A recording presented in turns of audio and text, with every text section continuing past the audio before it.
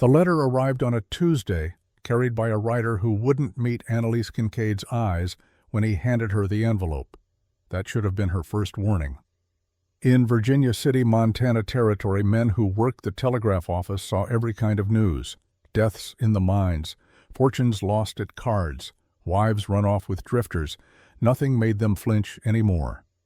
But this writer flinched.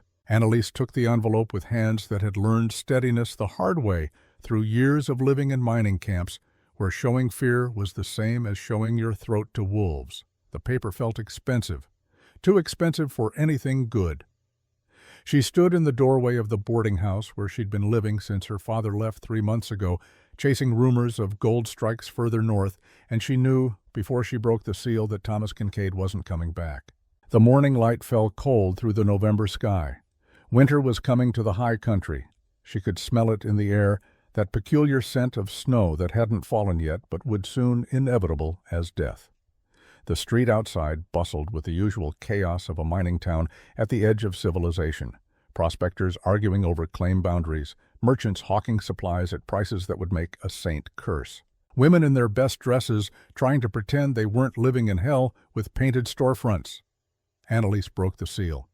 The letter was from a lawyer in Boston. She had to read the first paragraph 3 times before the words arranged themselves into meaning her mind could accept. Thomas Kincaid, deceased, mining accident 3 weeks ago, body recovered, buried, estate in probate, deepest sympathies. 3 weeks. He'd been dead 3 weeks and she was only finding out now. She wondered if he'd called her name before the rocks crushed him. She wondered if he'd thought about her at all in those final seconds, or if his last thoughts had been of gold, always gold, the yellow poison that had consumed his life and now apparently had taken it. She should have felt something. Grief, maybe, or relief. Thomas Kincaid had never been a kind father, but he'd been the only parent she had left, after her mother's mind broke 5 years ago. But Annalise felt nothing except a distant curiosity about what came next, the same feeling she might have watching storm clouds gather over distant mountains. The letter continued. There were personal effects to collect, documents requiring her signature, a small trunk of belongings. The lawyer's office would hold everything until she could arrange transit to Boston or provide alternative instructions. It was the postscript that made her hands start to shake. Among your father's effects, we found a contract of unusual nature. As this document bears your name and concerns your immediate future, we have taken the liberty of forwarding it under separate cover. Please expect delivery within the hour. Our condolences again for your loss. Annalise read that paragraph 4 times. A contract, bearing her name, concerning her immediate future. She walked back inside the boarding house and sat down at the small table in her room, still holding the letter. The room was sparse, a bed, a chair, a washstand. This was what her life had become in the 3 months since her father left. Waiting tables at the saloon for enough coin to pay rent and eat. Saving nothing. Going nowhere. 22 years old and circling the drain of respectability, one missed meal away from decisions she'd promised herself she'd never have to make. The contract arrived exactly 1 hour later. Same nervous writer, different envelope. This one was sealed with wax, stamped with initials she didn't recognize. Her fingers felt clumsy breaking it open. The parchment inside was thick legal weight, covered in dense text that used words like whereas and heretofore and binding obligation. It took her 10 minutes to extract the essential facts from the legal language. 6 months ago, her father had entered into an agreement with one Caleb Monroe, owner of the Monroe Ranch in Madison Valley, Montana Territory. In exchange for the sum of $4,300, Thomas Kincaid agreed to deliver his daughter Annalise into marriage with the aforementioned Caleb Monroe. The wedding would take place no later than December 1st, 1855. Payment had been rendered in full upon contract signing, witnessed by Thomas Kincaid's signature and that of one Sheriff Ezekiel Pike. The date of consummation would be verified by witnesses to ensure completion of contract terms. Annalise read that line twice. Verified by witnesses. They'd reduced her wedding night to a business transaction requiring documentation. She felt something cold settle in her chest, not quite rage, not quite fear, something older than both, She'd been sold. While she was serving whiskey to drunken prospectors and dodging their wandering hands, while she was trying to figure out how to survive another Montana winter in a town that chewed up women and spit out ghosts, her father had sold her for $4,000 and changed to a man she'd never met. The signature at the bottom of the contract was her father's. She knew his handwriting the way she knew the sound of his voice when he was 3 drinks in and feeling philosophical about his failures. Heavy downstrokes, confident loops, the signature of a man who'd never doubted his right to make decisions for everyone around him. Except. Annalise pulled the contract closer to the window, angling it to catch the light. She'd watched her father sign documents 1,000 times. Claim deeds, partnership agreements, promissory notes that always came due faster than his luck turned. She knew every quirk of his penmanship. This signature was wrong. The pressure was inconsistent. The downstrokes wavered. The final flourish, the one her father always executed with a theatrical sweep, he'd probably copied from some senator he'd once served drinks to, trembled like it had been written by a man whose hand wasn't steady, like it had been written by a man who was afraid, or a man who wasn't Thomas Kincaid at all. Annalise sat very still, holding the contract, and felt the world rearrange itself around this new understanding. The signature was forged, which meant her father either hadn't signed this contract willingly or hadn't signed it at all, which meant someone had wanted this arrangement badly enough to commit fraud, which meant she was in considerably more danger than she'd thought. She needed to see her mother. The territorial asylum sat on the outskirts of Virginia City like a bad conscience, a square stone building that looked more like a prison than a hospital. Annalise had visited once a month for 5 years, ever since the day her mother started screaming about dead women in the walls, and wouldn't stop until the town doctor declared her insane and had her committed. The visits never got easier.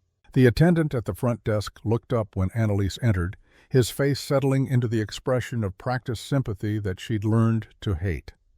Poor girl, crazy mother, such a shame. She could read it all in his eyes. She signed the visitor log and followed him down the corridor that always smelled of carbolic acid and something worse underneath, something that reminded her of meat gone bad. The asylum tried to maintain a veneer of civilization, but despair seeped through the walls like damp. Catherine Kincaid sat in a private room, which meant Thomas had been paying for her care before he died. Annalise wondered how long that money would last. Her mother sat in a chair by the window, staring out at the gray sky, her hair gone white before its time, her hands folded in her lap with the careful precision of someone who'd learned not to make sudden movements. Mother. Catherine's head turned slowly. For a moment her eyes were empty, looking at Annalise without recognition. Then something shifted. Clarity came back in increments, like watching dawn break over mountains. Annalise. Her mother's voice sounded rusty like a door that hadn't been opened in a long time. You came. I always come. Annalise pulled a chair closer, sat down. I need to ask you about Father, Thomas. Catherine's mouth twisted. He's dead, isn't he? I felt it 3 weeks ago. Something broke loose in the world. Annalise absorbed this without surprise. Her mother had always known things she shouldn't. Even before the madness took her, Catherine Kincaid had possessed an uncanny sense for when bad news was coming. Some people called it women's intuition.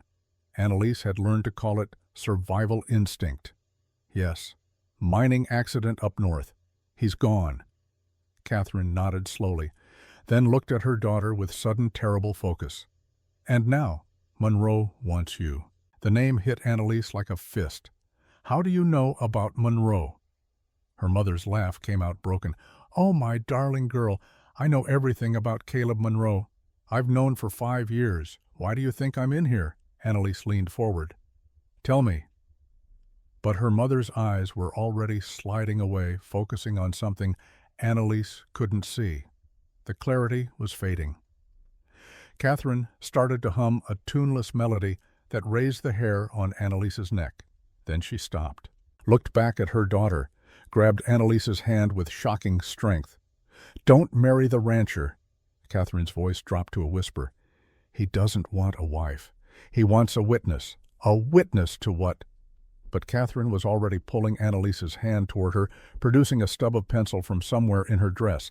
She began to draw on Annalise's palm quick, frantic strokes that felt like fever. "The first wife didn't die. She's under the barn. She's—" "Mother, what barn?" "What are you talking about?" Catherine finished the drawing. Annalise looked down at her palm and saw a crude map, a square that might be a building, an X marked beneath it, coordinates that made no sense, gold under the bones. Catherine's grip tightened painfully. They all want the gold. Thomas, Monroe, the sister, even me. We all wanted it, and now it's bought you. What, sister, mother, you're not making sense. The door opened behind them. The attendant stood there, disapproval radiating from every line of his body. "Your time is up, miss. Mrs. Kincaid needs her rest. Just a few more minutes. Your time is up." Annalise looked back at her mother. Catherine's eyes had gone vacant again. The clarity had fled. She was humming again that same tuneless melody, and she didn't respond when Annalise squeezed her hand. Annalise left the asylum with more questions than answers, and a map drawn in pencil on her palm that was already starting to smudge. She walked back toward the boarding house through streets that felt different now, threatening in ways they hadn't been that morning. Every stranger's face was a potential enemy. Every shadow held possible violence. She was so focused on her thoughts that she didn't see the man step out in front of her until she nearly walked into him. Miss Kincaid. The voice was rough, like gravel grinding. "A pleasure to finally make your acquaintance." Annalise looked up into a face that had seen violence and liked it. The man was perhaps 45, with a scar running from his temple to his jaw that looked like someone had tried to scalp him and hadn't finished the job. He wore a sheriff's badge, but there was nothing lawful in his eyes. "Sheriff Pike." She kept her voice steady. "Is there something I can help you with?" "Actually, miss, I'm here to help you." Pike's smile didn't reach his eyes. "See, I understand you might be experiencing some confusion about your upcoming nuptials. Might be thinking about leaving town. Heading back east, maybe, starting fresh." The thought had crossed my mind. "Well, here's the thing."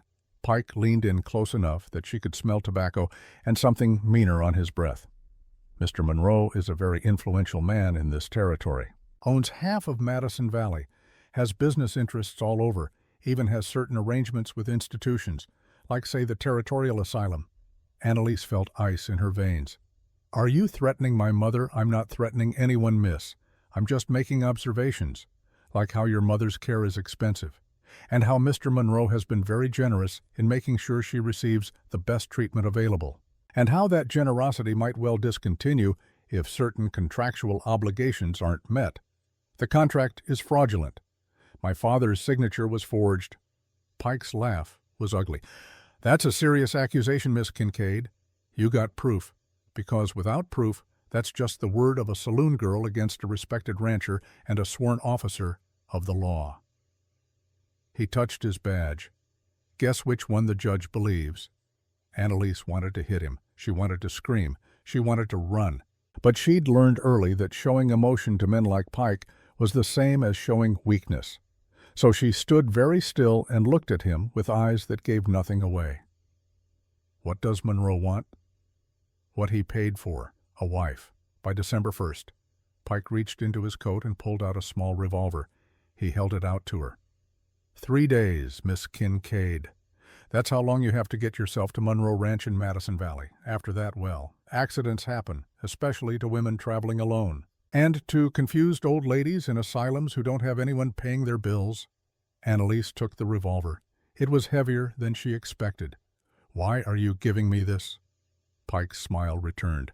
"Let's just say all of Mr. Monroe's wives have found it useful, the ones who lived long enough to use it anyway." He tipped his hat, a mockery of courtesy, and walked away. Annalise stood in the middle of the street, holding a gun, watching her choices narrow to a single path forward. She packed that night. Not much. She didn't own much. A few dresses, some books, the photograph of her mother from before the madness when Catherine still smiled like she believed good things were possible. The map on her palm had smudged beyond recognition, but she'd memorized it. Under the barn, gold under the bones. She wrote a letter to the lawyer in Boston declining to accept her father's estate and requesting all remaining effects be sold to pay his debts. There wouldn't be much. Thomas Kincaid had died the way he'd lived, owing more than he owned. The ride to Monroe Ranch took 2 days through country that got progressively more hostile. The first day was hard travel through foothills, the trail climbing into mountains where pine trees grew so thick the sun barely penetrated. The temperature dropped as she gained elevation. Her breath turned visible in the air. That night she made camp in a stand of aspen, their white bark luminous in the moonlight. She built a small fire and ate cold beans from a tin, and she thought about her father, not the man who'd sold her, but the man from earlier memories, the one who'd taught her to read by firelight in mining camps, the one who'd lifted her onto his shoulders so she could see the mountains. Somewhere along the way, that man had disappeared, replaced by someone desperate enough to sell his daughter for gold. Or maybe he'd always been that man and she'd just been too young to see it. The second day brought the blizzard. It started as scattered flakes, almost pretty, dusting the trail with white. Within an hour, it was a wall of snow, driven by wind that cut through her coat like knives. Annalise pulled her scarf over her face and kept riding. The horse was steady, a good mountain breed she'd borrowed from the livery with money she didn't have, promising to return it or pay double. She wouldn't be returning it. Visibility dropped to nothing. She navigated by instinct and landmarks half remembered from the crude directions Pike had given her. East along the river valley, south at the split rock. Look for smoke from the ranch house chimney. She saw no smoke, just white everywhere, the world erased by winter. It was in the heart of the blizzard, when she was beginning to think she'd freeze to death before finding the ranch, that memories surfaced. Her father 3 years ago, drunk on whiskey and regret, talking about the big strike that never happened, the gold they'd found but couldn't claim, how Monroe had stolen it from them, used legal tricks and bought judges and made it all disappear. At the time, Annalise had thought it was just her father's usual complaints. Thomas Kincaid blamed everyone but himself for his failures. But now, riding through snow toward the ranch of the man who'd bought her, she understood. This wasn't an arranged marriage. This was revenge. Her father had sold her as a weapon. The question was whether Caleb Monroe knew it. The ranch appeared like a ghost materializing from white. One moment there was nothing but snow. The next buildings took shape. A main house, 3 stories of timber and stone that looked more like a fortress than a home. Barns and outbuildings scattered around it, corrals holding horses that watched her approach with wary eyes, and armed men stationed at intervals like sentries. This wasn't a ranch. It was a compound. Annalise rode through the gate and into a yard where the snow had been cleared, revealing hard, packed earth. She dismounted, her legs shaking from cold and 2 days of hard riding. Her hands were numb inside her gloves. Her face felt frozen. A man emerged from the barn, older, weathered, with cautious eyes that assessed her and the horse, and the gun visible at her hip. "Help you, miss. I'm looking for Caleb Monroe. My name is Annalise Kincaid." Recognition flickered across his face, followed by something that might have been pity, quickly hidden. "Yes, miss. He's expecting you. I'll take care of your horse. If you'll head to the main house, someone will let you in." Annalise walked toward the house on legs that felt like wood. The door opened before she reached it. A woman stood there, perhaps 60, with iron-gray hair pulled back in a severe bun and a face that gave nothing away. "Miss Kincaid, I'm Mrs. Garrett. I manage the household. Please come in out of the cold." The interior was warm, almost too warm after the brutal cold outside. Annalise felt heat hit her frozen face like a physical blow. The main room was larger than any space she'd ever lived in, with a stone fireplace big enough to stand in and furniture that looked like it had been built to last centuries. Books lined the walls. A chess game sat half-finished on a side table. If she hadn't known better, she'd have thought this was a home. But homes didn't have armed guards, and homes didn't buy wives. Mrs. Garrett took her coat with efficient movements. "Your room is prepared. I'll have hot water brought up for washing. Mr. Monroe will see you for dinner at 7. That gives you 2 hours to rest and make yourself presentable." "Where is Mr. Monroe now?" "Out on the property. He'll return before dinner. I'd like to see him now." Mrs. Garrett's expression didn't change. "That won't be possible. Dinner is at 7. It wasn't a suggestion. Annalise recognized authority when she heard it. This woman ran this house, and everyone in it knew it. Fine. 7 o'clock. Mrs. Garrett led her upstairs to a room that took Annalise's breath away. It was larger than the entire boarding house room she'd been living in. A 4-poster bed with a quilted coverlet, a dresser, a vanity with a mirror, a window that looked out over the valley, though currently there was nothing to see but blowing snow. And everywhere signs of a previous occupant. A hairbrush on the vanity with long blonde strands still caught in the bristles, a book on the nightstand bookmark still in place, a silk robe hanging on a hook behind the door. The room had been cleaned but not emptied. It was like whoever had lived here had simply vanished mid-sentence. This was, Annalise realized, one of the wife's rooms. Mrs. Garrett saw her looking. "We've prepared fresh linens. The wardrobe has been emptied for your use. If you need anything, ring the bell. Someone will attend to you." She left before Annalise could ask whose room this had been. Annalise waited until the footsteps faded, then moved to the vanity. She picked up the hairbrush. The handle was silver, engraved with initials. L.M. She set it down and opened the drawer. Inside, she found a diary, leather-bound with pages that had been torn out, whole sections ripped away. But enough remained to make out a name on the inside cover. Lydia Catherine Monroe, Personal Diary. If found, please return to Monroe Ranch, Madison Valley, Montana Territory. The first wife, who was supposed to be dead, but whose belongings still filled this room like she might return at any moment. Annalise sat on the bed and opened the diary to the first intact page. The handwriting was neat, educated, careful. June 1851. Today I married Caleb Monroe. He is kind, but haunted. I believe he married me not for love, but for my father's mining expertise. He needs verification of the gold vein beneath his land. I have agreed to help. Perhaps in time affection will follow duty. Annalise turned pages, reading fragments of a life. Lydia had been a geologist's daughter. She'd come west with knowledge of minerals and rock formations. Caleb had needed that knowledge to verify a gold strike on his property. It was a business arrangement, just like Annalise's. Except Lydia had apparently found something. September 1851. I found it. The mother lode. Enough gold to make the Monroe Ranch the wealthiest property in the territory. But Caleb refuses to file claim. He says some gold should stay buried. I don't understand. Why would a man sit on a fortune and do nothing? The entries grew more troubled after that. December 1851. Thomas Kincaid came tonight.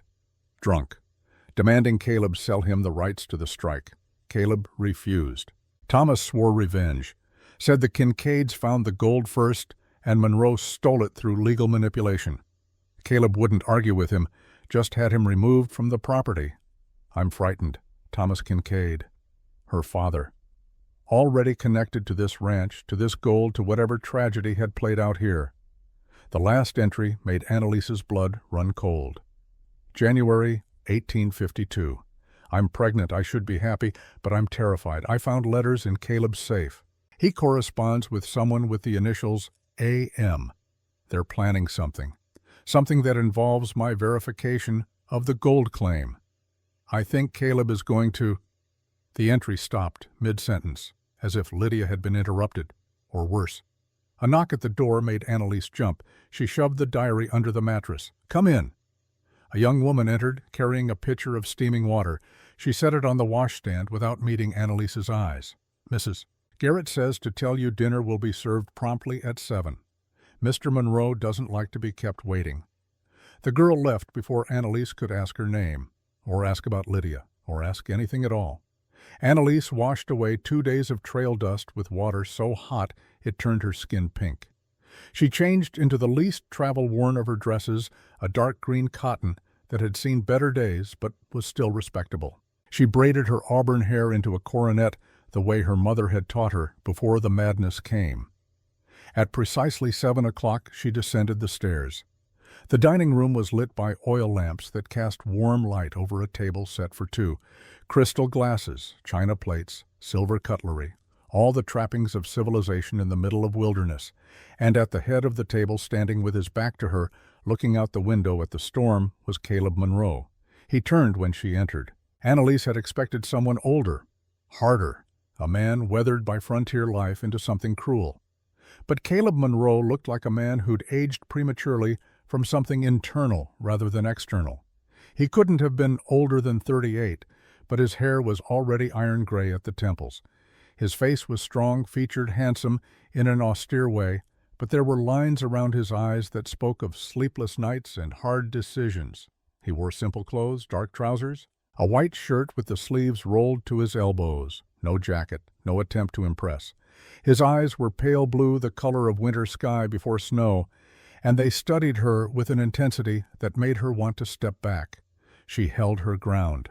"Miss Kincaid," his voice was deep, controlled, empty of inflection, "you're 3 hours late. I was beginning to think you'd chosen differently." Annalise met his gaze directly. "I wasn't aware I had a choice." Something flickered in his expression. It might have been amusement, or it might have been pain. "None of us do," he said. He gestured to the chair opposite his. "Please, sit. You must be exhausted from your journey." Annalise sat. A woman she hadn't seen before emerged from what must be the kitchen, carrying plates of food. Roasted meat, potatoes, vegetables that must have cost a fortune this late in the season. The woman served them both in silence and disappeared. They ate without speaking for several minutes. The food was good. Annalise was hungry enough that even her anger couldn't diminish her appetite. Caleb ate mechanically, like it was a task to be completed rather than pleasure to be enjoyed. Finally, he set down his fork and looked at her. "Your father is dead." It wasn't a question. "Yes, I'm sorry for your loss." "Are you?" Annalise kept her voice neutral. "It seems convenient for you." "Dead men can't object to contracts." Caleb's jaw tightened. "Your father and I had an arrangement. His death doesn't void it. The contract is legally binding, a contract based on a forged signature." That got his attention. His eyes sharpened. "You believe the signature is forged? I know my father's handwriting. The signature on that contract was made by someone whose hand wasn't steady, someone who was afraid, or someone who wasn't my father at all." Caleb was silent for a long moment. Then he stood, walked to a cabinet, and pulled out a bottle of whiskey and 2 glasses. He poured generous measures of both and brought them back to the table. He set 1 glass in front of Annalise. "Drink. We're going to need it for this conversation." Annalise picked up the glass. The whiskey burned going down, but it was good burn warmth spreading through her chest. Caleb drank his in 1 swallow and poured another. "You're right." He said it quietly, looking at the amber liquid in his glass. "The signature is forged. I had your father sign the original contract 6 months ago. But he died before the wedding could be arranged, so certain parties ensured the contract was properly documented with the territorial office. Certain parties, like Sheriff Pike, among others." Annalise set down her glass. "So you admit it. This whole thing is fraudulent. The contract is valid in the eyes of the law. That's all that matters." Caleb's voice remained steady, but there was something underneath it now, something tired. "You can challenge it if you want, take it to court. But that will require lawyers you can't afford, and time you don't have. And while you're fighting, your mother's care at the asylum will be discontinued. You're blackmailing me. I'm stating facts." Caleb turned to look at her fully. "Your father owed me a debt, Miss Kincaid. Not in money. In truth. He stole from me. 5 years ago he took something that belonged to the Monroe family and claimed it as his own. He was willing to lie under oath to make that claim stick. The only thing stopping him was a witness. A witness named Lydia Monroe, your first wife. Yes. Who's supposed to be dead. Who is dead." Caleb's voice went hard. "She died in January of 1852, under mysterious circumstances, I'm told. There was nothing mysterious about it. She fell from her horse, broke her neck. It was witnessed by 3 ranch hands." "And the second, Mrs. Monroe. How did she die?" Caleb's expression shuddered. "Sarah Monroe died of fever in the winter of 1854. Also witnessed. How convenient." Annalise felt anger burning through the whiskey warmth. "Both your wives dead. Both after providing useful testimony or verification for your business interests. You think I killed them, didn't you?" The question hung in the air between them. Outside, the wind howled. The fire crackled. Somewhere in the house, a clock chimed the hour. Caleb stood and walked to the window. He stood there, his back to her, silhouetted against the dark glass. Only one of them, he said quietly, and she deserved it. Annalise felt cold despite the fire. Which one, does it matter? They're both dead. And you're here to replace them, to serve the same function, to be the witness I need to finally settle the question of who owns the gold beneath this ranch, your father or me. He turned back to face her. I'm not going to pretend this is a love match, Miss Kincaid. I'm not going to offer you romance or affection or any of the things young women dream about. I'm offering you a transaction. You testify that your father stole ore samples from Monroe property and falsely claimed discovery of a new strike. You verify under oath that the gold he based his claim on came from my land. In exchange, I provide for your mother's care for the rest of her life. And you live here as my wife with all the protections that status provides. And if I refuse, then your mother dies in that asylum, alone, probably within the month. And you will find that opportunities for young women in Virginia City are extremely limited, especially young women whose fathers died in debt and whose reputations are already questionable. It was brutal, clinical, stated without emotion or apology. Caleb Monroe was laying out the terms of her captivity with the same tone another man might use to discuss the weather. Annalise stood. She walked to where he stood by the window. She looked up into those winter-pale eyes and saw nothing there but exhausted determination. This was a man who'd made hard choices and lived with them, a man who'd do whatever was necessary to protect what he believed was his. You're asking me to lie under oath. I'm asking you to tell the truth. Your father was a thief. The gold he claimed to discover was already on Monroe property. Lydia verified this before she died. I have her geological surveys, her maps, her notations.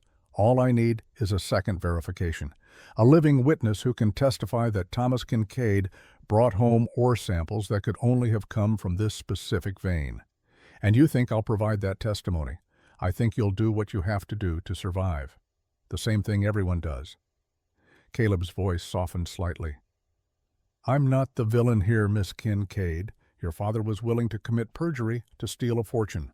I'm simply protecting what's mine, by purchasing a wife, by making a practical arrangement.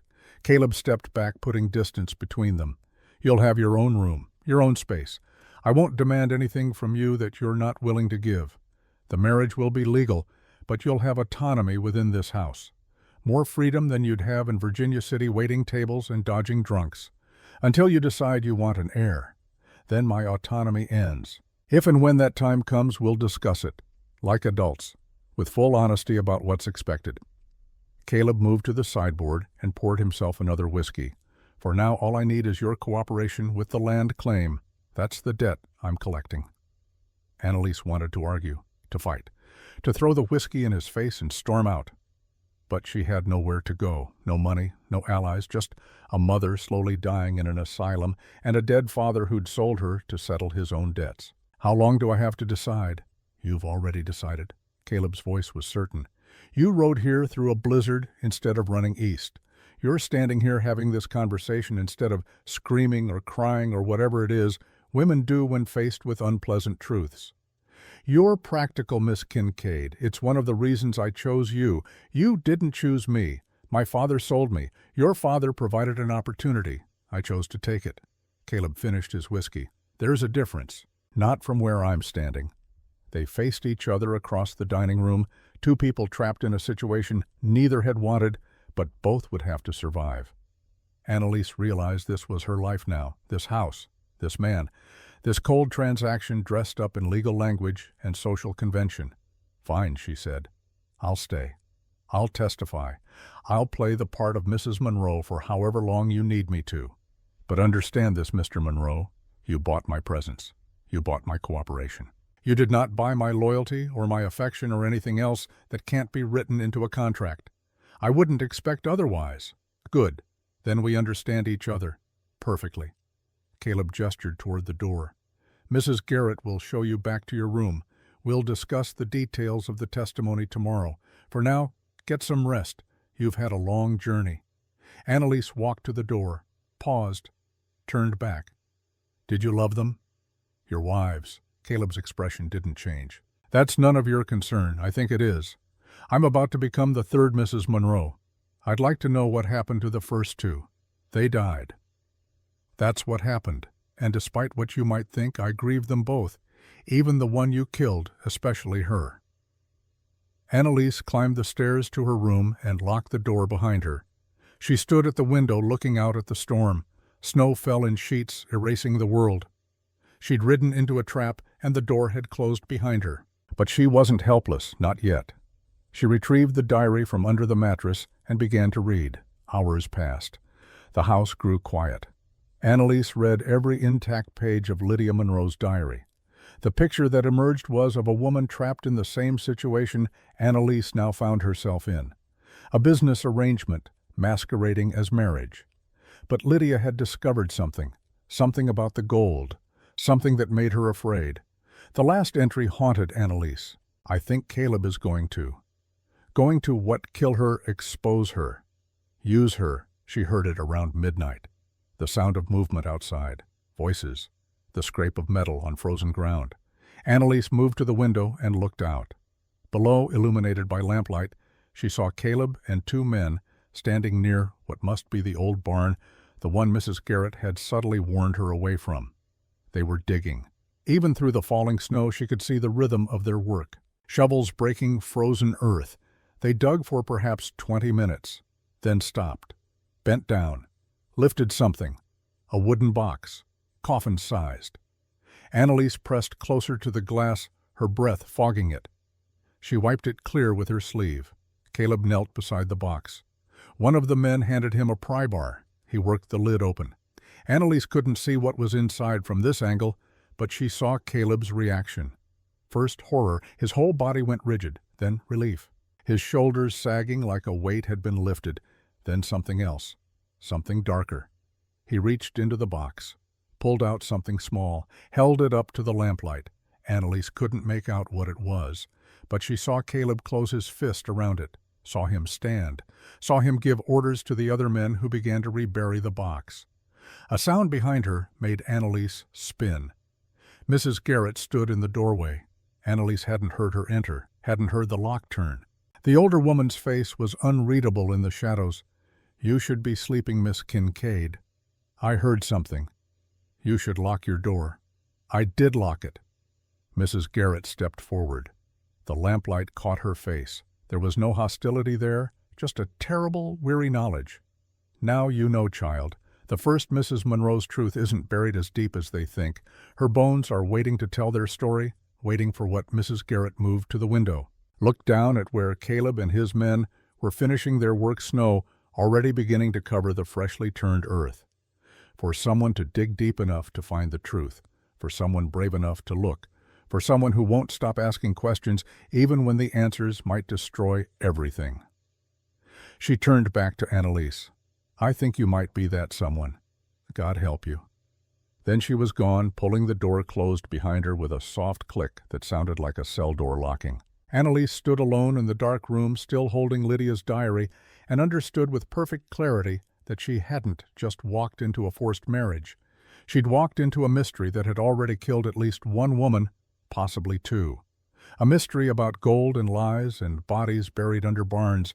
A mystery that Caleb Monroe was desperately trying to keep hidden. And now Annalise was part of it. Not just a witness, not just a wife, but a piece in a game she didn't yet understand, playing for stakes she couldn't see. Outside, the storm intensified. The wind screamed, and somewhere beneath the old barn, Lydia Monroe lay waiting, not dead, just patient, waiting for the truth to finally surface, waiting for justice, waiting for someone to dig deep enough to find not just gold under the bones, but the reason those bones were there at all. Annalise looked down at the diary in her hands, at the map drawn on her palm that morning, by her mother, now smudged but still visible if she looked closely. Under the barn. Gold under the bones. She finally understood what her mother had been trying to tell her. This wasn't just about a forced marriage or a land claim or testimony. This was about murder, about secrets buried so deep that Caleb Monroe had been willing to buy 3 wives to keep them hidden. And Annalise had just become wife number 3. The question was whether she'd survive long enough to become anything else. Morning came gray and unwelcome. Annalise woke to find frost patterns on the inside of her window, intricate crystalline designs that looked like nature's attempt at writing messages in a language no one could read. She'd barely slept. Every time she closed her eyes, she saw Caleb kneeling beside that coffin, his face cycling through emotions she couldn't name.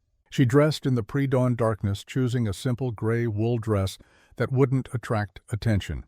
If she was going to investigate, she needed to become invisible, the kind of woman servants talked around rather than to. The house was silent as she descended the stairs. No sound from the kitchen, no movement in the hallways, just the profound quiet of a large building holding its breath. Annalise made her way to Caleb's study.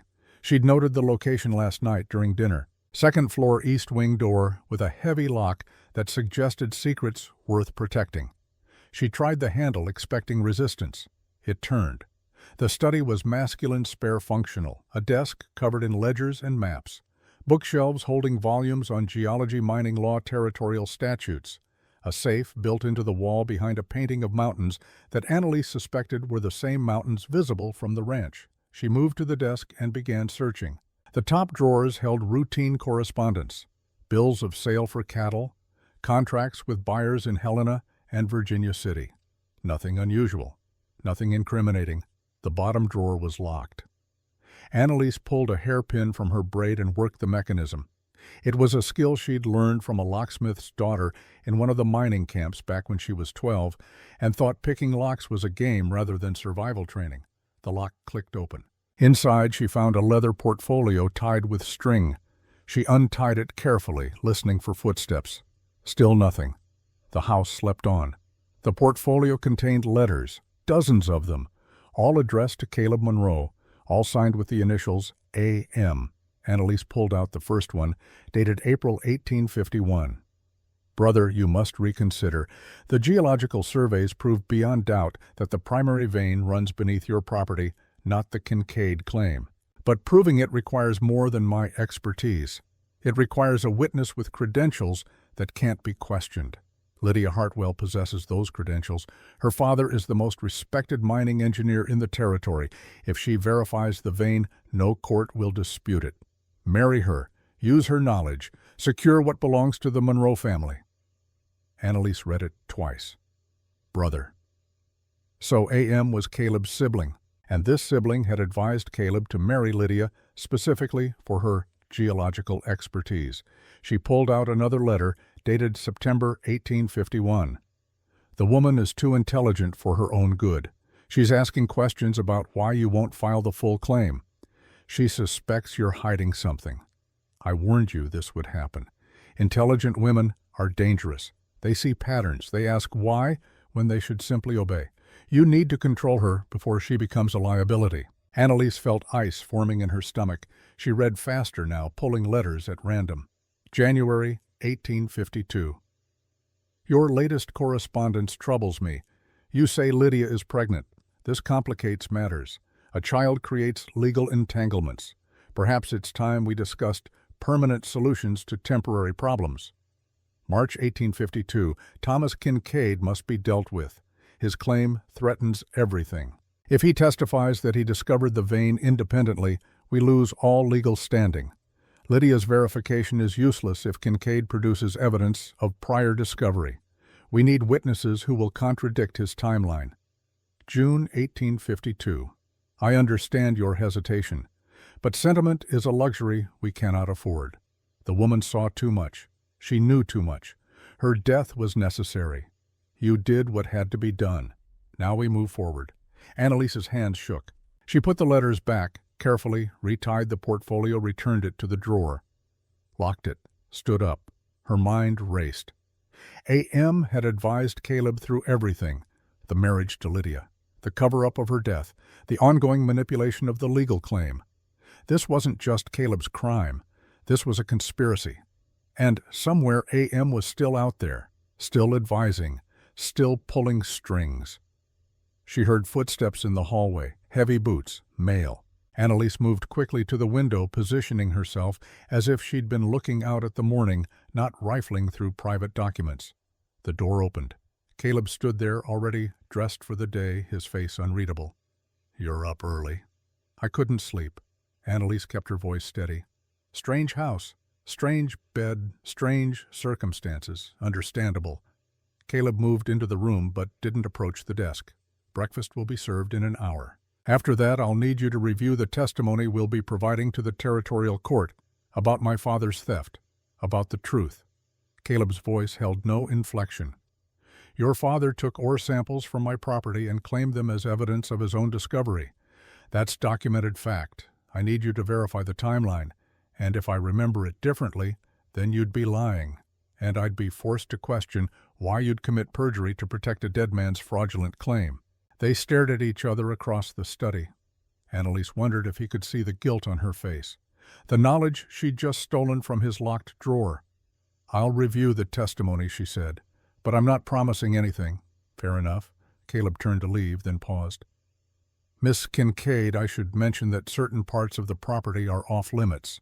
The old barn, for instance. It's structurally unsound, dangerous. I'd hate for you to have an accident. Of course, I'll be careful." After he left, Annalise sat down in his chair and tried to slow her racing heart. She'd found evidence of conspiracy, but she didn't know who A.M. was, didn't know how to use this information without exposing that she'd been searching his private papers. She needed allies, and in this house she had none. The next 3 days passed in careful observation. Annalise played the role of compliant bride, reviewing testimony, asking clarifying questions, giving nothing away.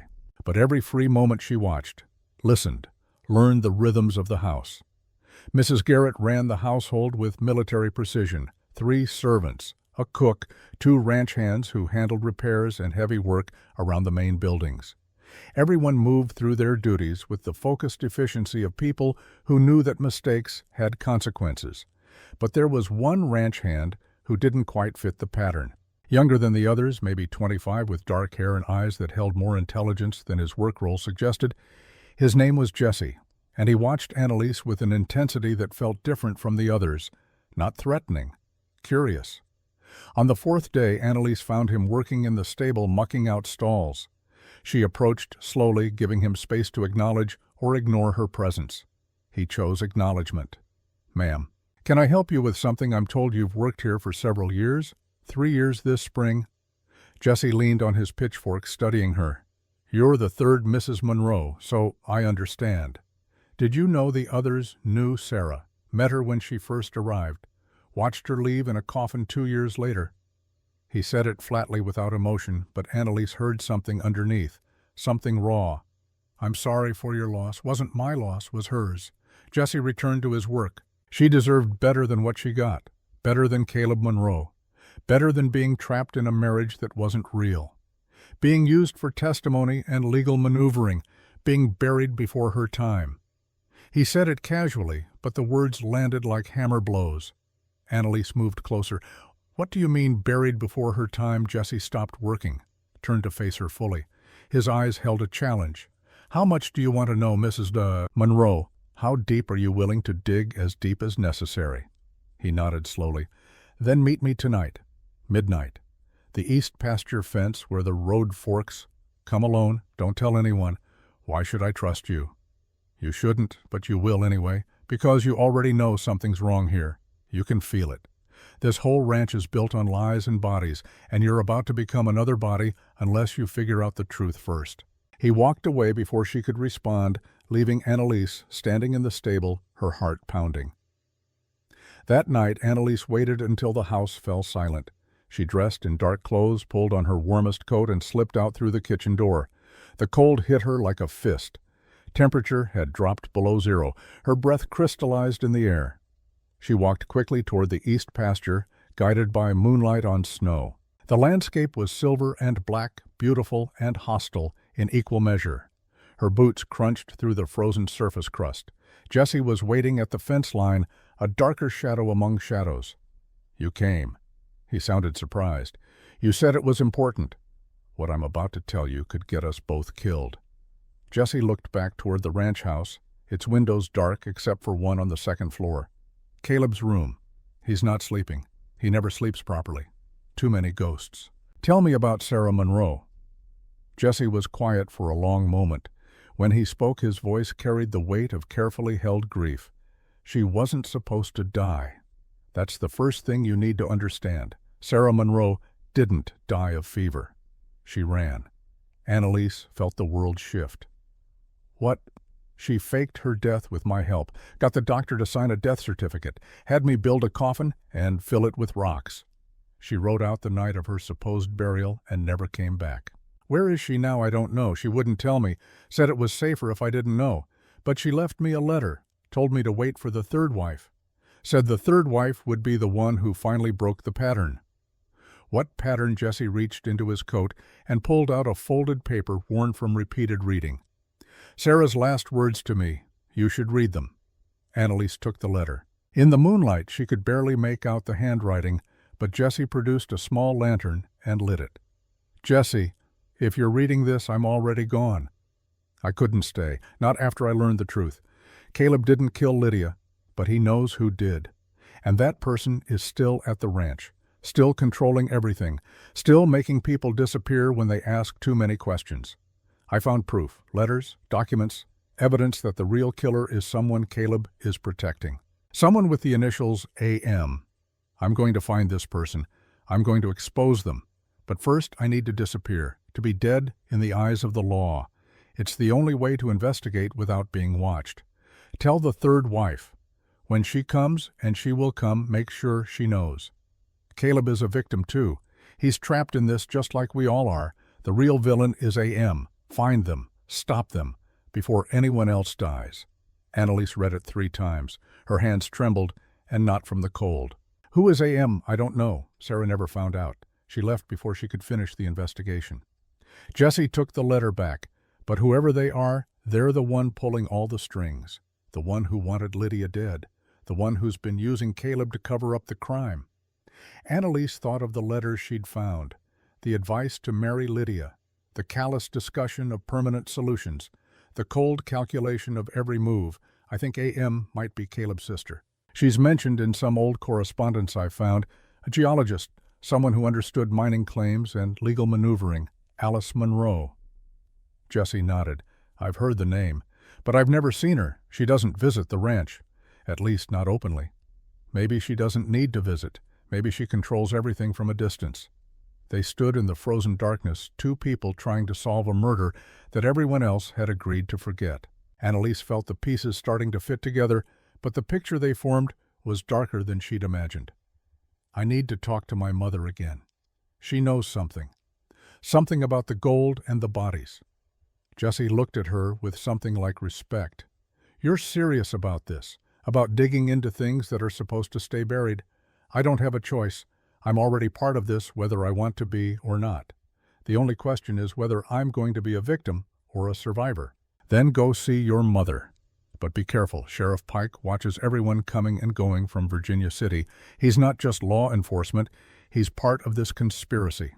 Annalise rode to Virginia City the next morning, telling Mrs. Garrett she needed supplies and personal items from town. The housekeeper's expression suggested she didn't believe the excuse, but she didn't argue. The asylum looked even grimmer in daylight. Annalise signed the visitor log and was led to her mother's room, expecting to find Catherine in her usual state of vague disconnection.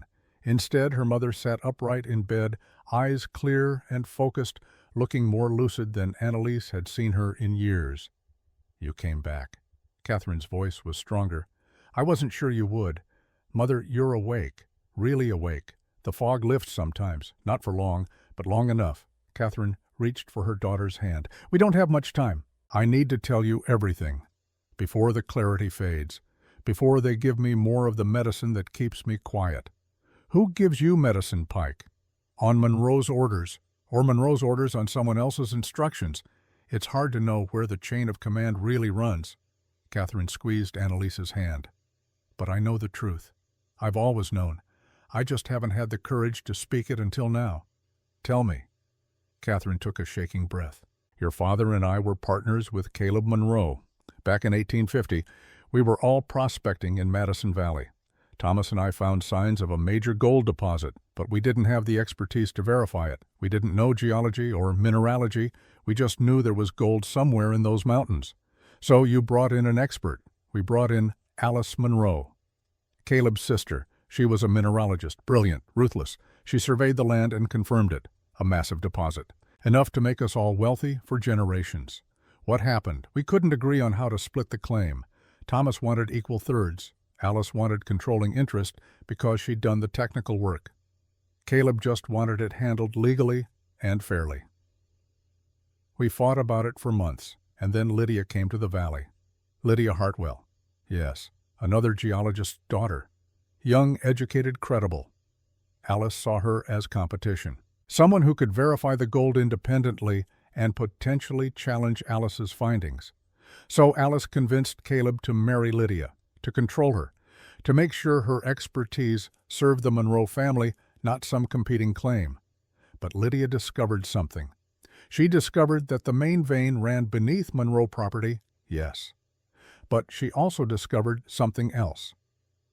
Catherine's eyes went distant. She found evidence that Alice had been systematically lying about the survey boundaries, manipulating the maps, trying to claim land that belonged to your father and me. Lydia was going to testify to that. She was going to expose the fraud. So Alice killed her. Catherine's silence was confirmation enough. Annalise felt sick. And you helped cover it up. Her mother's face crumpled. I was terrified. Alice threatened to kill me too. Threatened to kill you. You were just 21. I couldn't bear the thought of you dead because I'd chosen truth over safety. So yes, I helped. Thomas and we helped bury Lydia's body. We helped create the story about the riding accident. We became accomplices to murder. Where did you bury her? Under the old barn. Alice chose the location, said the ground was soft there, said no one would ever think to look. Catherine started crying. And we've been paying ever since. Alice has been blackmailing us for 5 years. She put me in this asylum to keep me quiet. She arranged your father's death when he threatened to finally tell the truth. And now she's using you as the next pawn in her game. Annalise stood pacing the small room. Everything was coming together now. The conspiracy, the manipulation, the bodies stacked on top of lies, stacked on top of greed. Does Caleb know? Does he know Alice killed Lydia? He knows. Catherine wiped her eyes. He's known from the beginning. But Alice is his sister, his only family. He covered for her, protected her. Let 2 more women die rather than turn her in. Sarah didn't die, she ran. Catherine looked up sharply. What I have proof. Sarah Monroe faked her death and disappeared. She's out there somewhere investigating, trying to find evidence against Alice. Then God help her, because Alice Monroe doesn't let loose ends survive. The door opened. An attendant stood there holding a tray with a small cup of medicine. Time for your treatment, Mrs. Kincaid. No. Annalise stepped between the attendant and her mother. She's not taking anything else. I'm removing her from this facility. Today. The attendant's expression didn't change. I'm afraid that's not possible. Mrs. Kincaid is here under a court order. Only the judge who committed her can authorize release. Then I'll speak to the judge. The judge is in Helena. Won't be back for 3 weeks. Convenient. Annalise held the attendant's gaze. Who pays for my mother's care here? The attendant hesitated. That's confidential. Is it Caleb Monroe or is it Sheriff Pike? I really can't say, miss. You don't have to. Annalise turned back to her mother. I'm getting you out of here, I promise. Just hold on a little longer. Be careful, darling. Catherine's clarity was already fading, the fear creeping back into her eyes. Alice has eyes everywhere. She'll know you were here. She'll know what I told you. Let her know. Annalise kissed her mother's forehead. Maybe it's time someone stopped being afraid of Alice Monroe. She rode back to the ranch through gathering clouds. Snow was coming. She could feel it in the air, that electric tension before a storm. By the time she reached Monroe land, the first flakes were falling. Jesse met her at the stable. His face was grim. Something's happened. You need to come with me. Now. What is it? Just come. He led her not toward the main house, but toward the old barn, the one she'd been warned away from, the one where, according to her mother, Lydia Monroe lay buried. As they approached, Annalise saw figures moving inside, lamplight spilling through gaps in the walls, the sound of digging. Jesse grabbed her arm. Wait. You need to see this. They crept closer. Through a gap in the barn wall, Annalise could see Caleb and 2 ranch hands working in the dirt floor, they dug a large hole. Deep. Wide. They were exhuming something. Annalise watched as they lifted a wooden box from the ground, coffin-sized, ancient-looking. They set it on the barn floor, and Caleb knelt beside it, his hands shaking as he worked the lid. It came free with a groan of old nails pulling from swollen wood. Caleb reached inside. When he pulled his hands back, they held bones. A skull. Delicate. Female. But there was something else. Something small that Caleb lifted carefully into the lamplight. A second smaller skull, infant-sized. Annalise heard Caleb make a sound that might have been a sob. She's real. It's really her. And the child. God, there was a child. One of the ranch hands spoke quietly. "What do you want us to do, boss? Rebury it?" Caleb's voice broke. "We rebury it properly. Mark the grave this time. She deserves at least that much." A new voice cut through the darkness. "I'm afraid I can't allow that." Sheriff Pike stepped into the barn, gun drawn. Behind him came 3 more men, all armed. They fanned out, cutting off any escape. Pike's scarred face split into an ugly smile. "Well, well, look what we found." Caleb Monroe caught red-handed with murder evidence. And witnesses, too. How convenient. Caleb stood slowly facing Pike. "This isn't what it looks like." "Oh, I think it's exactly what it looks like. You killed your first wife and her unborn child. Buried them under your barn. Been sitting on that secret for 3 years. Pike moved closer, his gun never wavering. "Alice is going to be so disappointed in you, Caleb. She gave you every opportunity to handle this quietly, but you just had to start digging, had to start feeling guilty." "Alice sent you." Caleb's voice was flat. "Alice pays me, has for years, to make sure her interests are protected. And right now her interests require everyone in this barn to disappear." He shifted his aim toward the 2 ranch hands. "Starting with the witnesses, don't." Caleb stepped forward. "This is between you and me. Let them go. Can't do that." Pike's smile widened.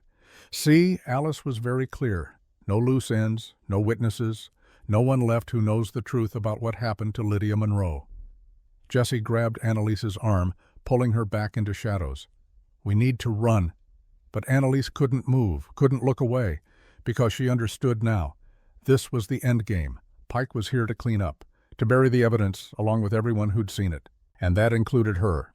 Pike's deputies raised their weapons, 3 guns now pointed at the people in the barn, execution positions. Any last words? Monroe Caleb looked at the bones in the coffin, at the skull of his first wife, at the tiny skull of the child he'd never known existed. When he spoke, his voice carried the weight of years of guilt. "I didn't kill her. I loved her. But I helped hide her death. I helped protect the person who did kill her, and that makes me just as guilty." "How touching." Pike cocked his pistol. "Alice will pass along your apology to Lydia right before she sells this ranch and takes every ounce of gold under it." The moment stretched. Annalise could feel Jesse's tension beside her, could hear her own heartbeat thundering in her ears. Then Caleb did something unexpected. He looked past Pike, looked directly at where Annalise hid in shadow, and his eyes held something she'd never seen there before. Not defeat, not resignation, recognition, and trust. "I need you to trust me," his expression said. "Just this once." Pike noticed Caleb's gaze, turned toward the shadows, toward where Annalise crouched. "Well, well, the 3rd Mrs. Monroe. Come on out, sweetheart. Join the party." Jesse tensed, preparing to run, but Annalise stepped forward instead, into the lamplight, into the line of fire. Pike's smile grew. "Perfect. All the witnesses in one place. Makes this so much easier." He raised his gun, aimed at Annalise's chest. And in that frozen moment, that terrible instant before violence, Annalise saw everything with perfect clarity. She saw Caleb trapped by loyalty to a sister who'd manipulated him for years. She saw the bones of Lydia Monroe and her unborn child victims of greed and ambition. She saw her own mother drugged and imprisoned to keep secrets buried. She saw Sarah Monroe fled into hiding to survive. She saw the pattern, the cycle of violence and silence that Alice Monroe had created and maintained through fear and money and men like Pike who sold their souls for gold. And she decided, no more victims, no more silence, no more. Her hand moved to the revolver Pike had given her days ago, the one she'd hidden in her coat, the one he'd said all Monroe wives found useful. She pulled it, aimed, and in the heartbeat, before Pike could fire, before his deputies could react, before Jesse could shout a warning, Annalise made the choice that would change everything. She pulled the trigger. The sound was deafening in the enclosed space. The muzzle flash lit up the barn like lightning. Pike's expression shifted from triumph to shock to pain in the space of a single breath. He staggered, looked down at his shoulder where blood was already blooming through his coat. "You shot me." He sounded genuinely surprised. The little girl shot me. Annalise kept the gun level. Her hands weren't shaking. "Step away from them. All of you. Step away or the next bullet goes through something you can't live without." The deputies hesitated, looked at Pike, looked at Annalise, saw something in her eyes that made them lower their weapons. Smart choice. Caleb moved quickly, disarming the deputies before they could reconsider. Jesse did the same with Pike, pulling the sheriff's gun from his grip. Pike pressed his hand to his bleeding shoulder. "You're dead, all of you. Alice will hunt you to the ends of the earth. Let her try." Annalise's voice was steady. "But she'll have to do it from a prison cell. You have no proof. We have a body. We have testimony. We have your confession, witnessed by 5 people." Annalise looked at Caleb. "And we have something else. Letters. Correspondence between Alice Monroe and her brother. Evidence of conspiracy to commit murder and fraud." Caleb stared at her. "You found the letters. I found everything." Annalise finally lowered the gun. "Every lie, every manipulation, every murder Alice planned, and you helped cover up." The barn fell silent except for Pike's labored breathing and the sound of snow falling outside, muffling the world. Jesse spoke first. "What now?" "Now," Annalise said, "we finish what Lydia started. We dig up all the truth, every buried secret, every hidden crime. We take it to the territorial marshal. We expose Alice Monroe, and we make sure no one else dies because of gold and greed and lies." She looked at Caleb. "Even if that means you go to prison too." Caleb nodded slowly. "Even if it means that." They stood in the old barn surrounded by bones and blood and the evidence of old crimes, and for the first time since Annalise had arrived at Monroe Ranch, she felt like she could breathe. The storm was coming. Alice Monroe would fight back. There would be trials and accusations and danger from every direction, but at least now they were fighting back. At least now the truth had a chance. Outside, the snow fell heavier, covering the valley, covering the ranch, covering the graves that would soon be opened. And somewhere out there, Sarah Monroe was coming home. The territorial marshal arrived 3 days after the shooting. By then, Pike and his deputies were locked in the ranch's root cellar, their wounds bandaged but their futures uncertain. The bones of Lydia Monroe and her child had been moved to a proper location, covered with canvas, waiting for official examination. And Annalise had sent telegrams to every authority she could think of, knowing that speed and documentation were their only protection against Alice Monroe's inevitable counterattack. Marshal Davis was a weathered man in his 50s with eyes that had seen every variety of human evil and a face that suggested he believed in justice but didn't expect it. He listened to their testimony for 6 hours straight, taking notes in careful script, asking questions that cut through lies like surgical instruments.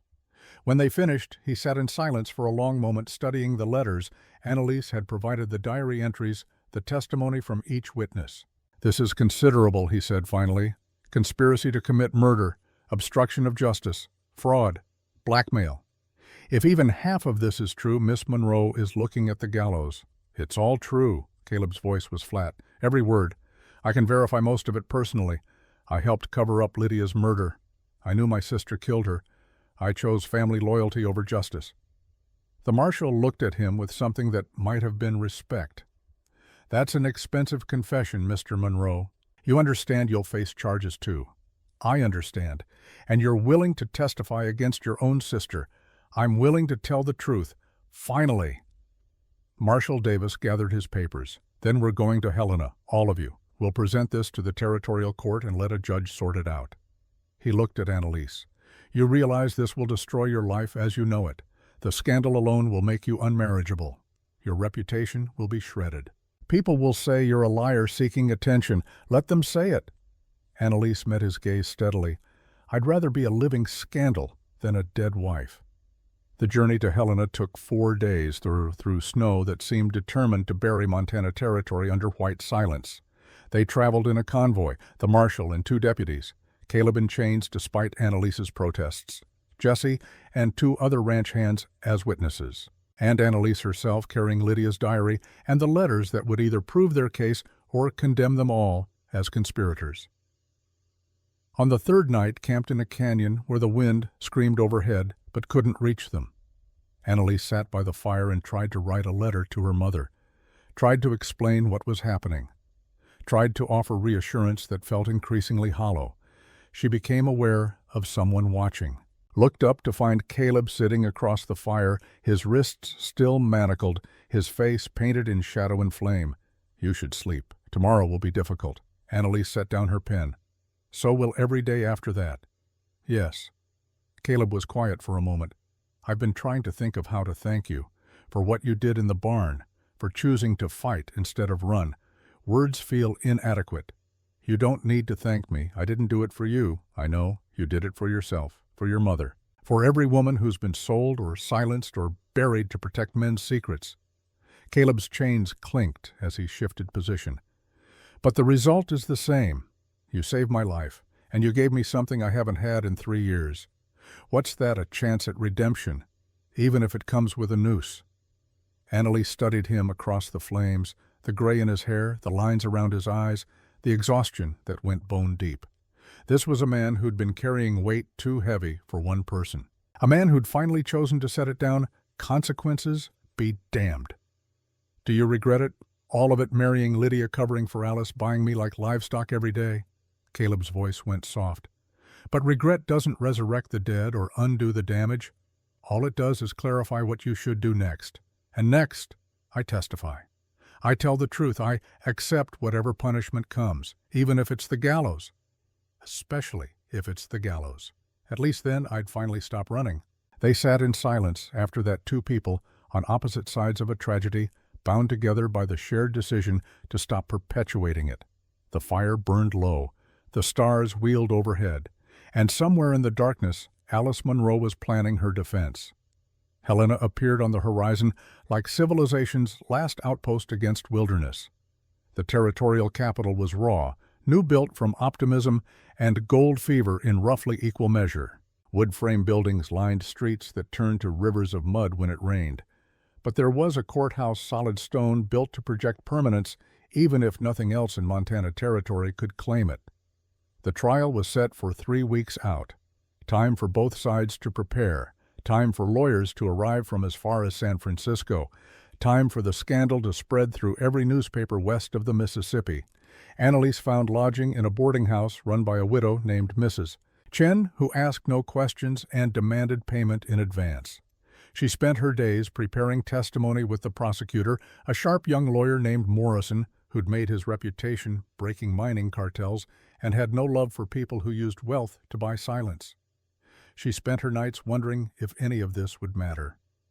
On the 10th day, a woman walked into Mrs. Chen's boarding house and asked for Annalise Kincaid by name. The woman was perhaps 32, with red hair faded to strawberry blonde and eyes that had seen too much.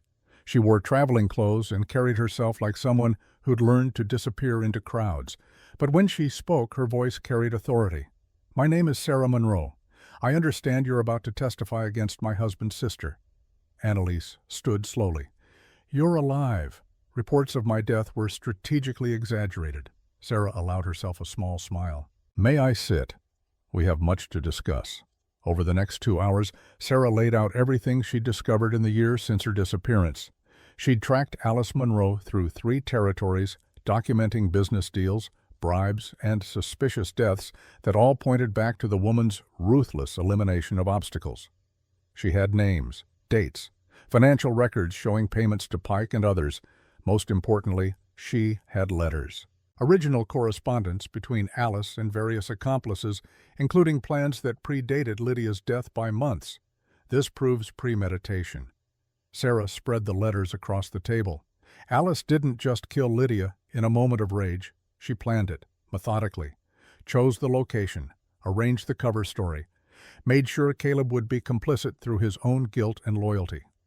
Why didn't you come forward before now? I needed proof that would stand up in court. Needed documentation that couldn't be dismissed as the ravings of a vengeful ex-wife. Sarah's expression hardened, and I needed to stay alive long enough to deliver it. Alice has killed 4 people that I can prove. Probably more I can't. 4 I only knew about Lydia.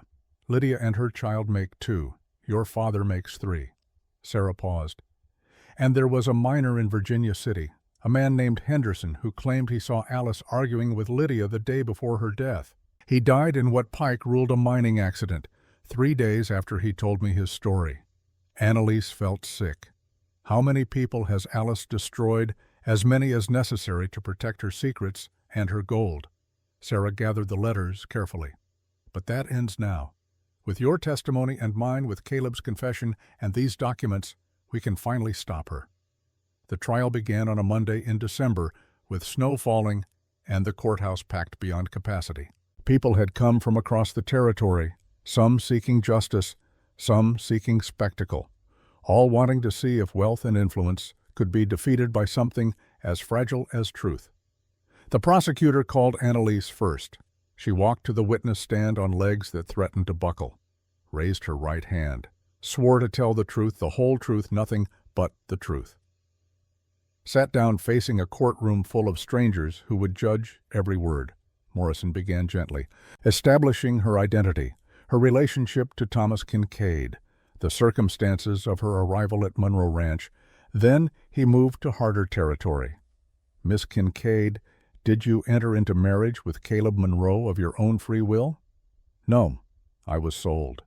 The contract was signed without my knowledge or consent. I discovered it only after my father's death. And what did you discover about the circumstances of that death that it wasn't an accident? That Alice Monroe arranged it to prevent my father from testifying about the gold claim dispute. Objection.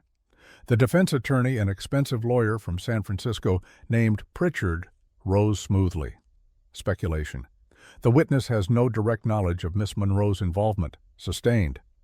The judge, an older man with a face carved from granite, looked at Annalise. Stick to what you know directly, Miss Kincaid. Annalise took a breath. I know my father wrote letters to Caleb Monroe claiming that Alice Monroe had threatened him. I know those letters referenced the gold dispute and Lydia Monroe's knowledge of the true claim boundaries. I know my father feared for his life. And do you have these letters? I do. They were in the locked drawer of Caleb Monroe's desk, along with correspondence between Caleb and Alice discussing how to handle witnesses who knew too much. The courtroom erupted. The judge's gavel came down like thunder. Order. We will have order, Morrison continued. Take us through what you found in those letters. For the next hour, Annalise detailed the conspiracy, the letters advising Caleb to marry Lydia, the cold discussion of permanent solutions, the casual mentions of eliminating problems. She presented each piece of evidence calmly, without dramatics, letting the words speak for themselves. Pritchard's cross-examination was brutal. He attacked her credibility, called her a fortune seeker, suggested she'd fabricated evidence to support a claim on Monroe property, implied she was a scorned woman inventing scandal. Annalise endured it all, answered every question with the same steady calm, refused to be rattled. When Morrison called Sarah Monroe to the stand, the courtroom went silent. A ghost had just walked into their midst. Sarah's testimony was devastating. She detailed her own marriage to Caleb, the pressure to provide false testimony, her investigation into Lydia's death. She presented the letters she'd collected, named names, connected dots that the prosecution hadn't even known existed. By the time she finished, even Pritchard looked shaken. Then came Caleb's testimony. He walked to the stand in chains, his face composed, his voice steady. He confirmed everything Annalise and Sarah had said, added details that made it worse. Described the night Lydia died, how Alice had come to him covered in blood, how she'd confessed to killing Lydia during an argument about the claim boundaries, how she'd begged him to help hide the body, how he'd chosen his sister over justice. I knew it was wrong. Caleb's voice never wavered. I knew I should have gone to the authorities, But Alice was my only family, the only person who'd stood by me when everyone else left. So I helped. I buried Lydia's body. I created the story about the riding accident. I paid witnesses to corroborate it. And then I lived with that choice for 3 years. Did you know Lydia was pregnant when she died? For the first time, Caleb's composure cracked. Number one, I didn't know. Not until we exhumed the body. If I'd known she was carrying my child, I would have turned Alice in that night, family or no family. Why are you testifying now? Because Annalise Kincaid made me understand something. Caleb looked directly at her. Loyalty to the guilty makes you guilty too. And I'm done protecting people who don't deserve it. I'm done being part of the silence that lets evil flourish. The defense rested without calling Alice Monroe.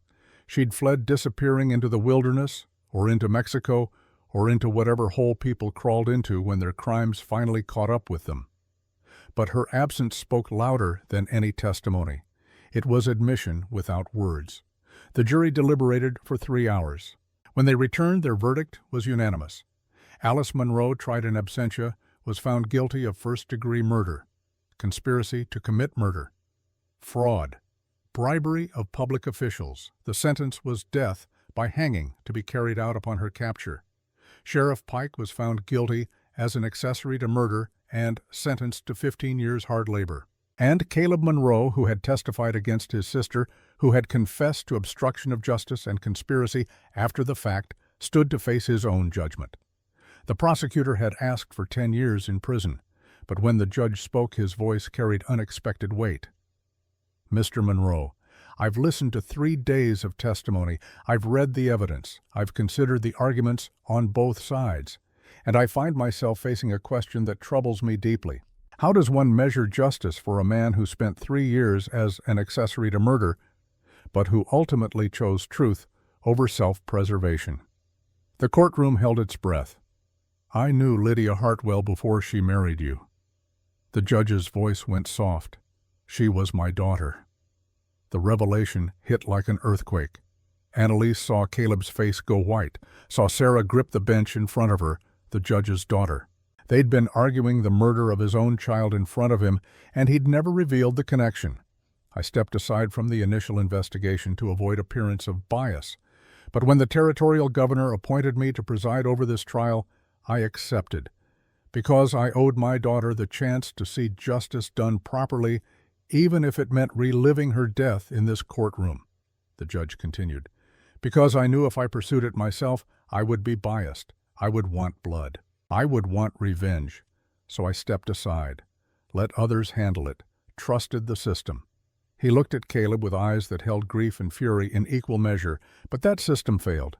It let my daughter's killer go free, let her body rot under a barn for 3 years, let her child, my grandchild, die unmourned and unavenged. And the man before me helped make that possible. Caleb bowed his head. I have no defense, Your Honor. Whatever sentence you pass, I deserve worse. The judge was silent for a long time. Then he spoke words that surprised everyone. The prosecutor has asked for 10 years. I'm imposing 2 years suspended sentence with strict conditions. You will liquidate the mine interests that caused this tragedy. The profits will be divided equally between the families of those Alice Monroe harmed. You will donate significant ranch land to the territory for public use, and you will live under probation for the remainder of your natural life. Any violation, any hint of dishonesty, and you will serve the full 10 years. Your Honor? Pritchard stood. That's extraordinarily lenient for conspiracy to commit murder. The judge's gaze could have cut stone. My daughter loved geology more than life.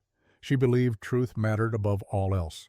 And this man, despite his crimes, finally told the truth. He didn't have to. He could have maintained the lie. Let others take the fall. But he chose differently. He looked back at Caleb. Lydia would have wanted truth to triumph over vengeance. So I'm choosing mercy. Not because you deserve it, but because she would have wanted it. Don't make me regret that choice, Mr. Monroe. Caleb's voice was barely audible. I won't, Your Honor. I swear it. The gavel came down. Court adjourned.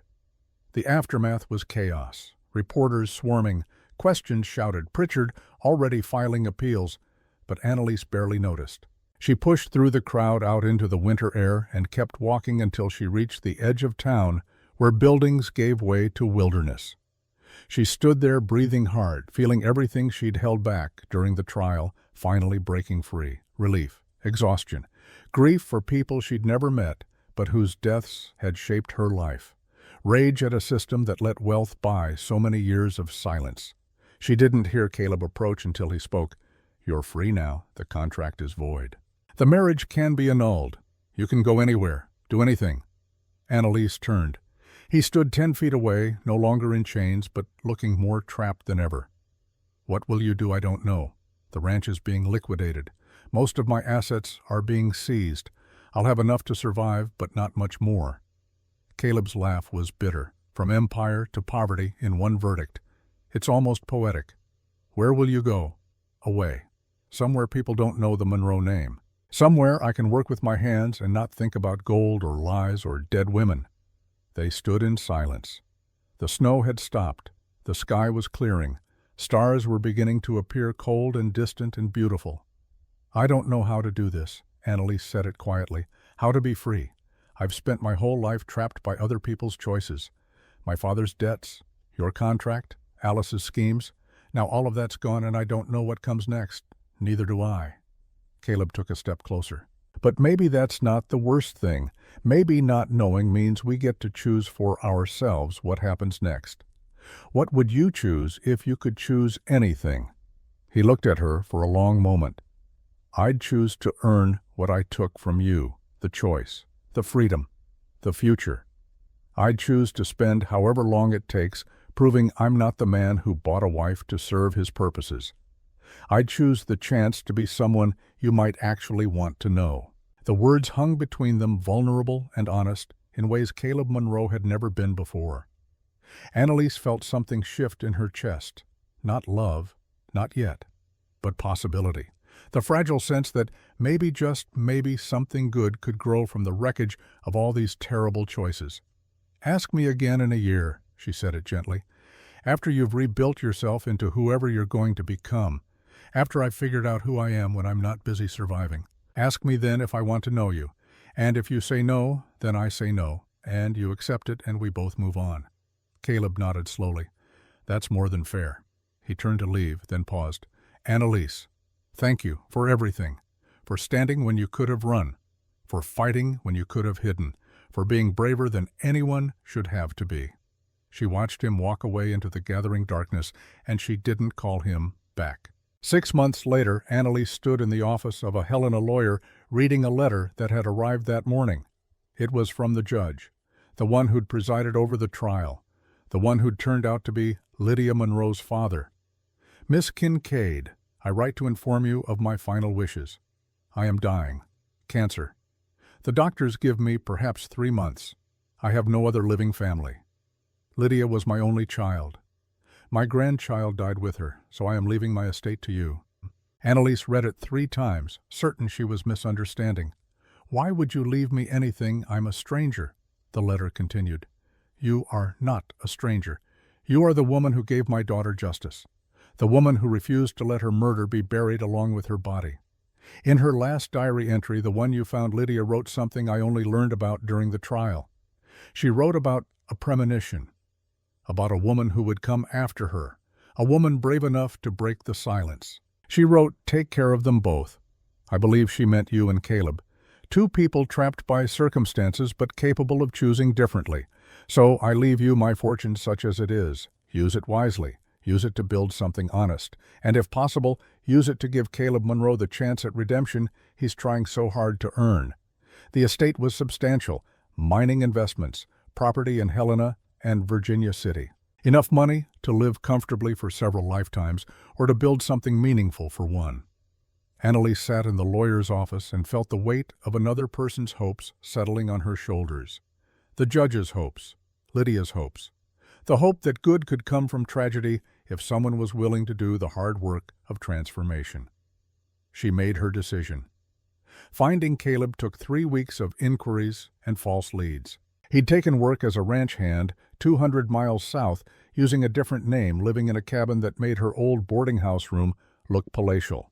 When she rode up, he was mending fence in the late afternoon sun, his shirt soaked with sweat, his hands scarred from labor. He looked up as she dismounted. Recognition crossed his face, followed by something that might have been hope, quickly hidden. Miss Kincaid. Formal. Careful. Is something wrong? Annalise tied her horse and walked to where he stood. Everything is wrong, Mr. Monroe. I have more money than I know what to do with. I have land I don't want to manage alone. I have a responsibility to honor a dead woman's wishes and a dying judge's final request. I don't understand. The judge left me his estate. Lydia's father, he wants me to build something honest with it, something that honors his daughter's memory. She paused. And he suggested I give you a chance to be part of that. Caleb set down his tools carefully. Why would you want that? After everything I did to you, because you did something harder than dying, Annalise said. You chose to live with your mistakes and try to fix them, because Sarah told me about the money you've been sending to Pike's victims, the restitution you're making even though the court didn't order it, because Jesse wrote that you've been working 18-hour days trying to earn enough to pay back every penny you owe. She stepped closer. Because 6 months ago, I told you to ask me again in a year if I wanted to know you. But I've realized I can't wait that long. I need to know now. Know what if you meant what you said, about wanting to earn what was taken from me, about being willing to build something honest.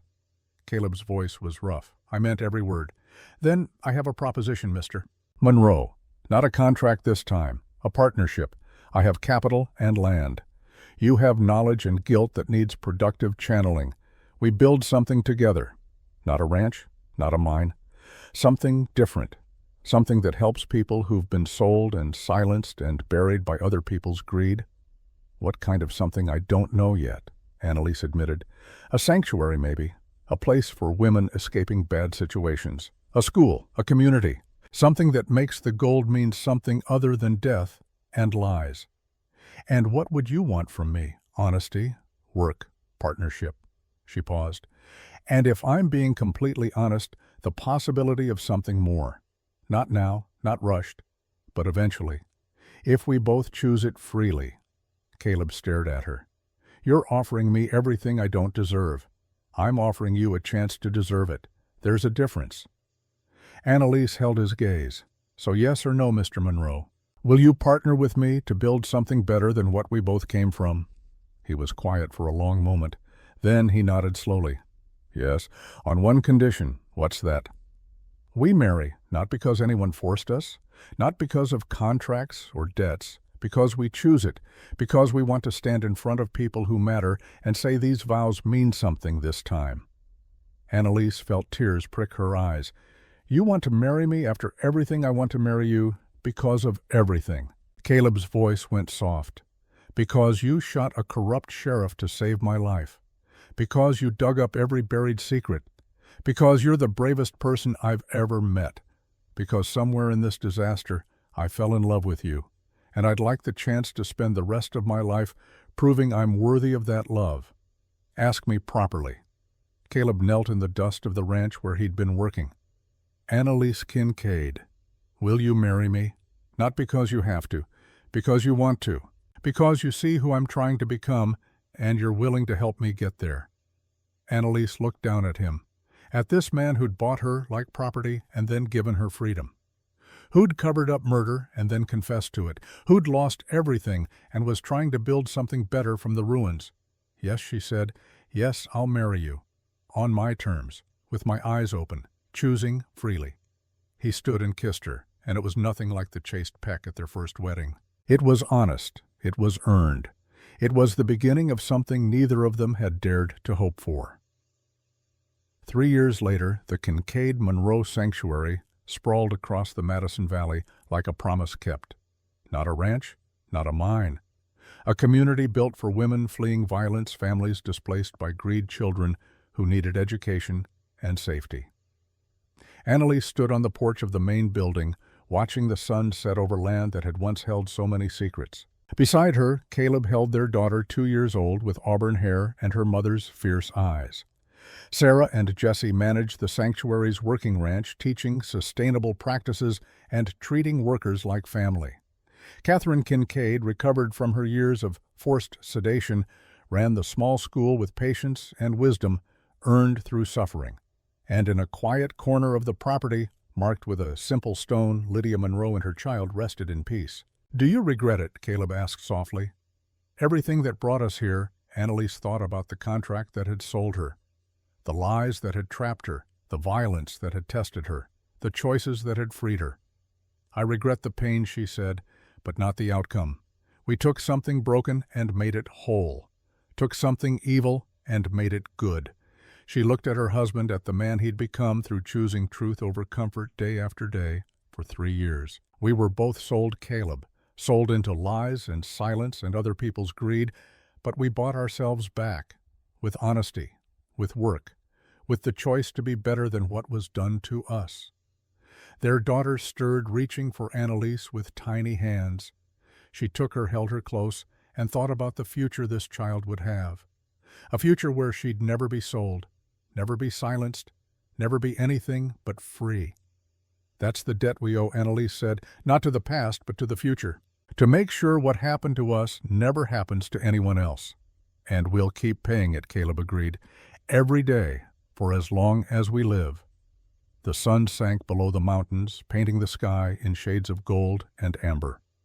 The sanctuary settled into evening quiet, and two people who'd been bought and sold and broken stood together, bound not by contracts or debts or lies, but by the hardest choice of all.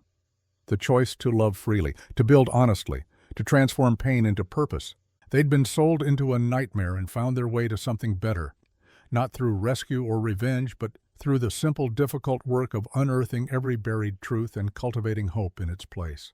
The gold was gone now, divided among those Alice had wronged, but what remained was worth infinitely more. A life built on honesty, a love earned through patience, a future unchained from the past, and a sanctuary built on the ruins of lies where the broken could heal and the silenced could finally speak. That was the real treasure. That was what Lydia Monroe had died protecting and what Annalise Kincaid had lived to claim. Not gold under bones, but life built on truth, and it was more than enough.